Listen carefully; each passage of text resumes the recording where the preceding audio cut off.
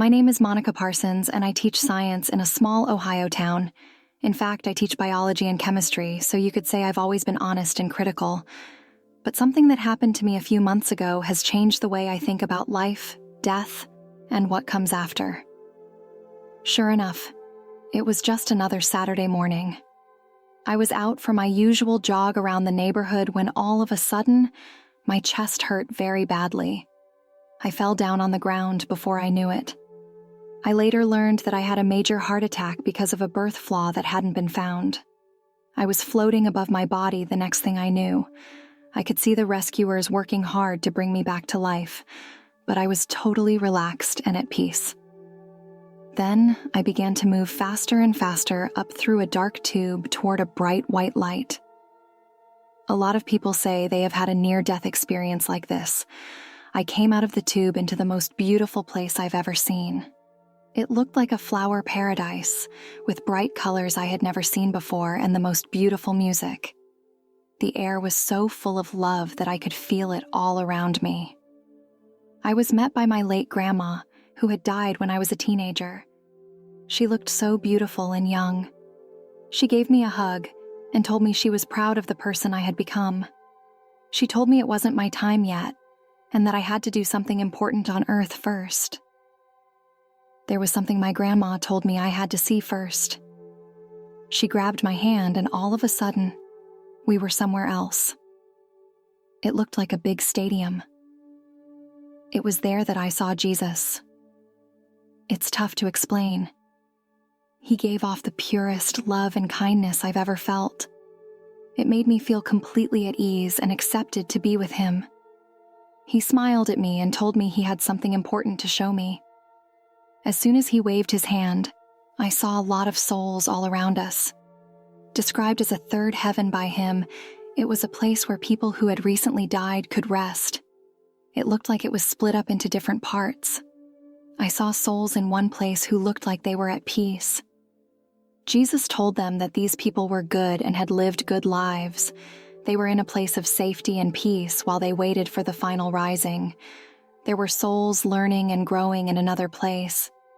Jesus told them that these people needed to grow spiritually more before they could move on to the higher worlds. They were learning from teachers who looked like angels and fixing mistakes they had made in the past. There was a darker area that looked like it was full of sad, restless spirits. Jesus told them in a very sad way that these people had turned away from love and goodness while they were on earth. They weren't being hurt, but they were cut off from God's love and light. He told them that at the end decision, they would have a chance to make a different choice. He told me this third heaven was only temporary, like a stopover between life on earth and the final endless worlds. When a person dies, their soul comes to this place right away to think, learn, and get ready. The good people rest in peace and happiness, getting a taste of heaven. There are chances for people who need to grow to learn and grow spiritually. And even those in the darker parts of the world choose to turn toward the light, they can be saved. I saw my best friend from childhood, who had died of cancer when we were in college. She was in the place where people learn, and she looked so happy and calm. That she was working on forgiving herself and getting over some of the things she felt bad about in the past. I also saw a distant cousin who had had a hard time with drugs. He was in a dark place, but I saw angels reaching out to him softly. To him, he told me that every person has hope, no matter how far they've gone astray. I was told to bring a message back to Earth from him. He said that too many people either fear death or believe that there is nothing that happens after we die. He told me to tell people that life has so much more to offer and that death is only the beginning of continued growth and, if we choose, ultimate happiness. He also said that how we live our lives on earth is very important. Everything we do that is kind, every choice we make to love instead of hate, and every moment we forgive forms our lives forever. Jesus told me I still had important work to do on earth and that it wasn't my time yet. He told me to tell other people what I had seen to give them hope. I got one last hug from my grandma. and then I was running back down the tube. I was almost out of breath when the rescuers shocked me with a defibrillator and brought me back to life. I found out later that I had been dead for more than minutes. Everything changed because of this event. I'm not scared of dying anymore. Right now, I understand that it's just a way to get to something even more beautiful. Now, though, I value this life on Earth even more and see how it gives us chances to grow and love. I care about others a lot more now. I am gentler and kinder when I think about the fact that everyone I meet is a soul on a journey. I try to see people the way Jesus does, with love that doesn't depend on anything and hope that they can reach their full potential. One of the most important things Jesus taught me was that the things we do and decide in this life have a direct effect on our souls and what we experience after we die. It's not about following strict faith rules. It's about getting more loving, kind, and smart. When we choose to forgive instead of hold a grudge, be kind instead of selfish, or be brave instead of scared, we bring our hearts closer to the divine love that makes all life possible. These decisions don't just change the outside world, they change the very core of who we are as timeless beings. The souls in the happy, peaceful places were those who had learned to love and be wise while they were on Earth. There was no way they were perfect, but they had always worked to improve and treat others with love and respect. The souls in the learning areas were usually good people who still had problems to solve. For example, they might have had trouble forgiving others, or had been too focused on getting things that they neglected their relationships. They were excited to grow and learn. The souls in the darker parts were the ones who had always been selfish, mean, or not caring about other people. But even they weren't doomed to hell forever. I saw angels and more advanced souls trying to gently bring out the divine love that was already inside them. It seems like everyone has hope. Of course, that was one of the main things Jesus told me. No one is too bad to be saved. There is a holy spark in every person, even those that are in the darkest places. They can always choose to turn towards the light. Love never gives up on anyone, even if it takes longer for some. I know how crazy this all sounds because I teach science. I don't think I would have believed it if it hadn't happened to me. People at work and even some family members have told me it's just a dream because my brain isn't getting enough air. But I'm sure that what I saw and felt was real. In this life, it was more real than anything else I've ever known. Love, hope, and the fact that our minds last forever are too important not to share, even if some people don't believe them. I'd like to know a few more specifics about what happened to you.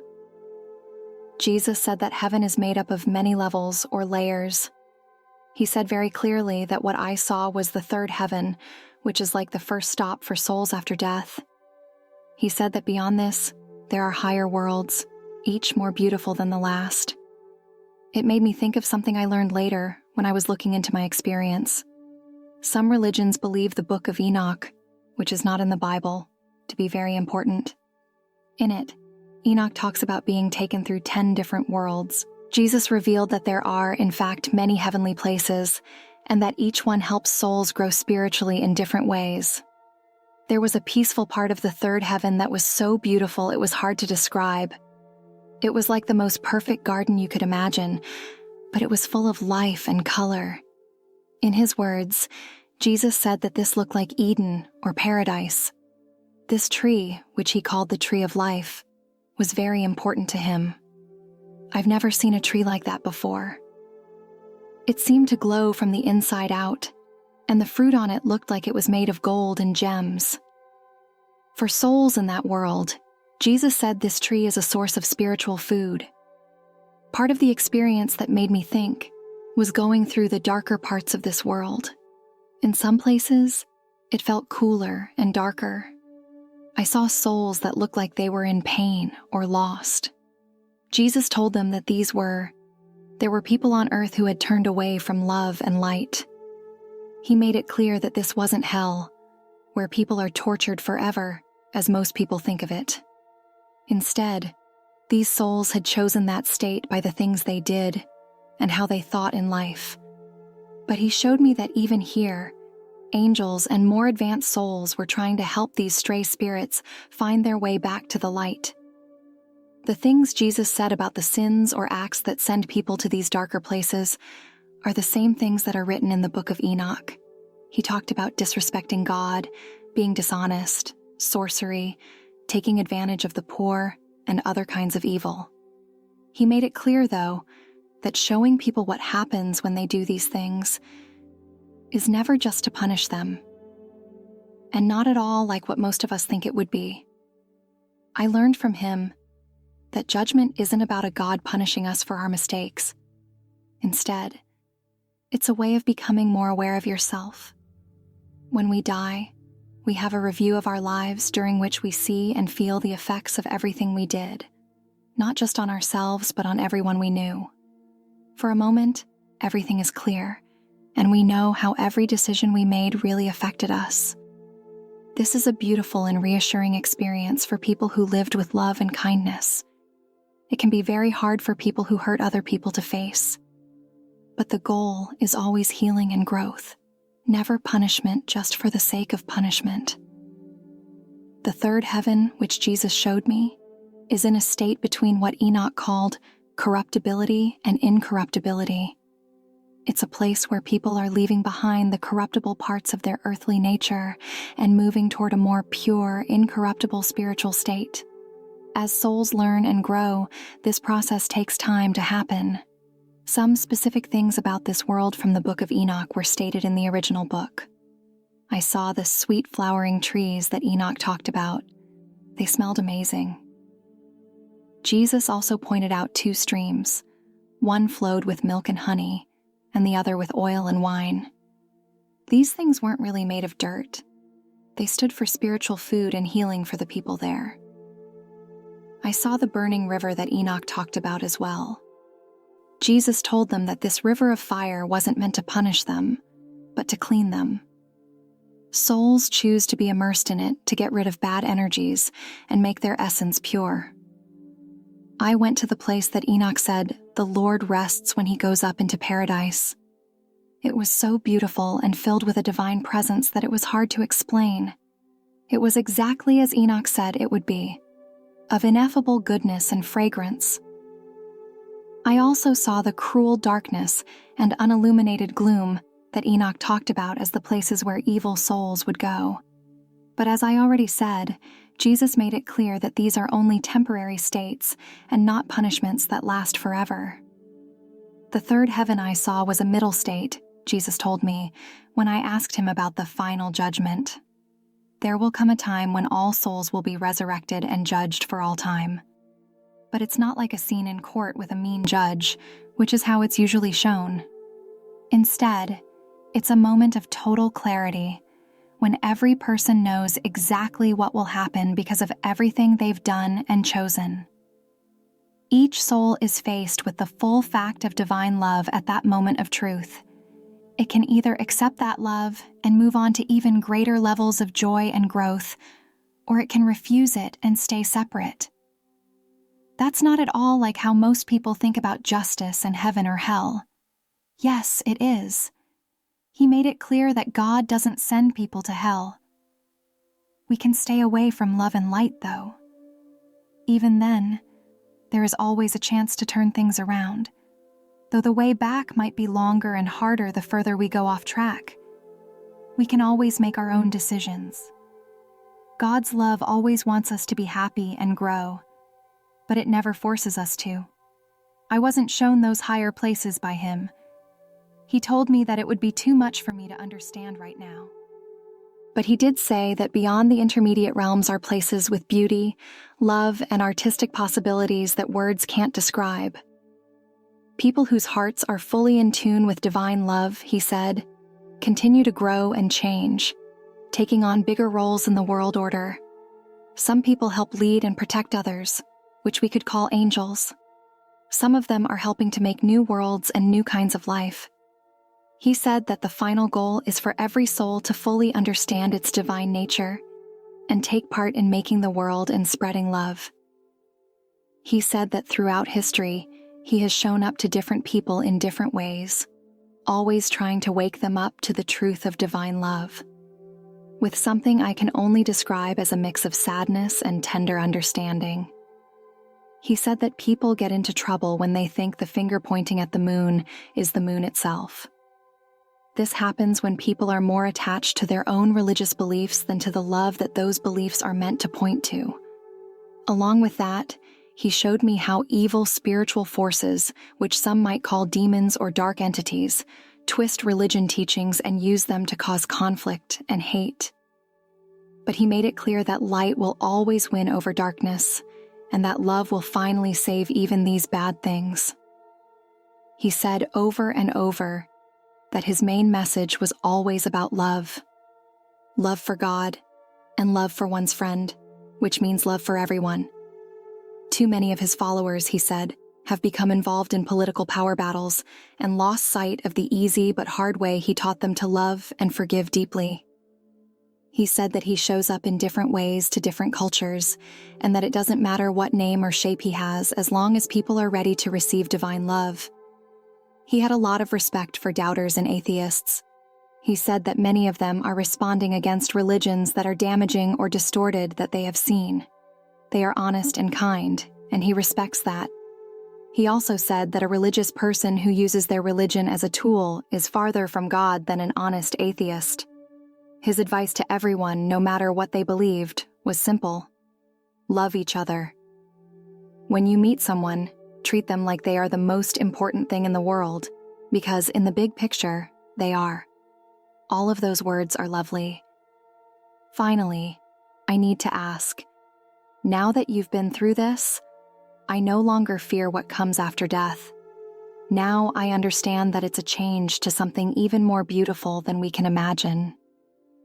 The process of dying itself, though, still makes me feel good. As we let go of this life, I know it can be painful or hard on the emotions. The most important thing is that I value this life on earth much more now. I know that our time here is limited, and that we will not have the same chances to grow and make a difference in other people's lives when we head back to the real world. Even though I'm excited about what's to come, I'm also determined to enjoy every moment I have here, to love deeply, to learn new things all the time, and to try to make a change in any way I can. A question I get asked a lot is, do our pets go to heaven? I'm happy to say that I did see animals in the next world. Jesus said that every life is holy and that animal souls do live on after they die. It's possible that their hearts don't grow like ours do, but they do feel love and joy on the other side. I had a great time seeing my childhood dog again. It made him so happy to see me. He was full of love and energy. It was a beautiful lesson of how ties last forever, even when they are between people and animals. I saw a lot of happy meetings between friends and family who had died. Love between souls is one of the most beautiful things in the next life. It is purer than anything we feel here, since it is not tainted by fear or ego. It's not as simple as it's often shown in movies and books when it comes to soulmates. Christ taught me that we are deeply related to many lives, not just one other half. These people could be loving partners, family members, close friends, or even people we only meet quickly but have a big effect on us. Often, groups of souls come back to life over and over again, helping each other learn and grow by taking on different roles. In another life, your partner could be your child, parent, friend, or even enemy. The important thing is that all of these relationships teach us about different kinds of love, and in the future, we can see the bigger picture and figure out why all the links we made on earth were made. Jesus said that this world is like a very hard school for people. The difficulties and closeness of physical life make it a special place to grow in ways that aren't possible in the greater worlds. In the spiritual worlds, though, souls always have a choice. If they'd rather, they can choose other ways to grow and serve. He talked about how Earth is like a crucible for minds, a place where we have powerful experiences that shape our spiritual growth. Our main goal here is to learn how to love more deeply and carefully, to get past the illusion of being separate, and to understand that we are divine. He taught me that the problems and pain we experience on Earth are not curses, but chances to grow. Every tough situation is a chance to pick love over fear, healing over anger, and bravery over laziness. These decisions have a real effect on our minds. Jesus also talked a lot about how important free will is. He said that God could have made things that loved and obeyed on their own, but that wouldn't have been real love. God gave us free will and put us in a world with difficulties and duality so that we could choose love in an honest way and help make our reality. That's very deep. It changes the way we think about why we might have problems in life. Right on. Also, it's important to remember that Jesus wasn't ignoring the real pain and suffering that people go through. He had a huge heart for people who were hurting. But he also taught me that even the worst things that happen to us can work out for the best if we face them with courage and an open mind. He also made it clear that we're never alone when we're having trouble. Protective guardian angels, spirit guides, and developed souls are always there to help and lead us, even when we can't see or feel them. Besides my grandma and the souls I already talked about, I saw many angelic beings. They were very pretty. They were made of pure light and love. Some had shapes like standard angels, while others were more abstract, like colored light moving around in different directions. Jesus said that there is a very large group of spiritual people, and that each has a specific job to do in the universe.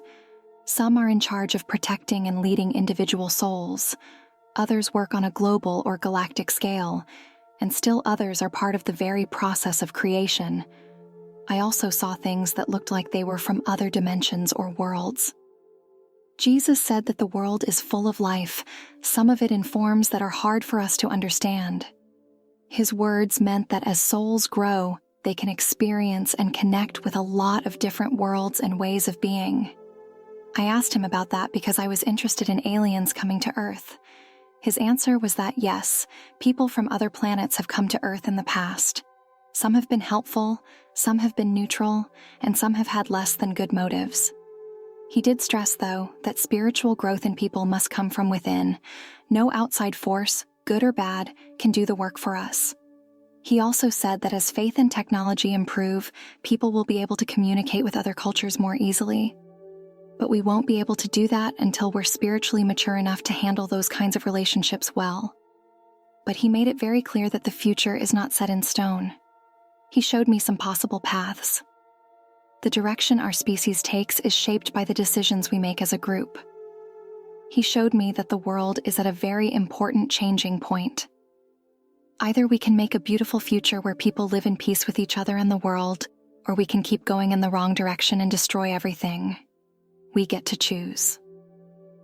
Regardless of the road we choose, he did say that Earth and all people will eventually have a great spiritual awakening. But what we do now will decide how easy or hard that change will be. It was so beautiful and easy. His words were that the most important thing we can all do is to grow spiritually and show love every day. Every act of kindness, every choice to forgive, and every moment of standing up for what's right helps the growth of humanity as a whole in a good way. He also said that we should take care of our beautiful Earth. It was he who showed me that Earth is a living thing with its own spirit, and that how we treat the world has deep spiritual effects. And that was one of the most important things about my experience. Being aware that our every thought, word, and action has effects on not only our own lives, but also the whole web of existence gives our lives more value and makes us more responsible for how we live them. Being a science teacher, this experience has definitely helped me see things in a more complex way. I still teach the scientific process and how to think based on data because they are very important skills. But I also try to teach my kids a sense of wonder and an openness to options that go beyond what science can explain. I tell them to question everything, even what they think they know, and to look at the wonders of the world with a skeptical eye and an open mind. A lot of the time, the smartest scientists in history were also very spiritual. They saw their work as a way to understand God's thoughts. The most important thing I try to say is that science and faith are not opposites. They're two ways of looking at the amazing world we live in that work hand in hand. As I already said, I totally understand skepticism because I was one myself before this happened. Try to keep an open mind, but learn more first. More and more scientific papers are being written about near-death experiences. Some people have correctly described things that happened to them while they were clinically dead. But what's more important is that I want people to think about how these events have changed them. It has been shown over and over that people who have NDEs tend to become more caring, less selfish, and less afraid of death, no matter what they once believed. They often make big changes for the better in their lives and decide to help other people. If this was just a dream brought on by a brain that is dying, why would it have such deep and long-lasting good effects? In the end, though, I know that this is something that I need to experience for myself to fully understand it. I don't think everyone will believe what I say. That being said, I hope that sharing it will help some people see that there might be more to life than what our five senses can provide. The most important thing to know is that you are loved very much. Every single one of us is an eternal being with a lot of worth and promise. Your worth is loved and your growth is possible, no matter what you've done or been through. This life is a rare and valuable chance. Use it to love deeply, learn new things all the time, forget easily, and help other people whenever you can. It's important to face your fears and fix your scars so that you can grow. Don't forget that death is not the end. It's the start of something even more beautiful than we can imagine. Do not let that be a reason to ignore this life, though. Our time here is very important, and the decisions we make affect our journey through eternity. Last but not least, have faith in how life works. Know that you're growing and that you're never alone, even when things look bad or hard. No matter how far we've gone astray, there is always hope and a way back to love. Thanks for giving me the chance to tell my story. I hope that it gives your people comfort, hope, and ideas.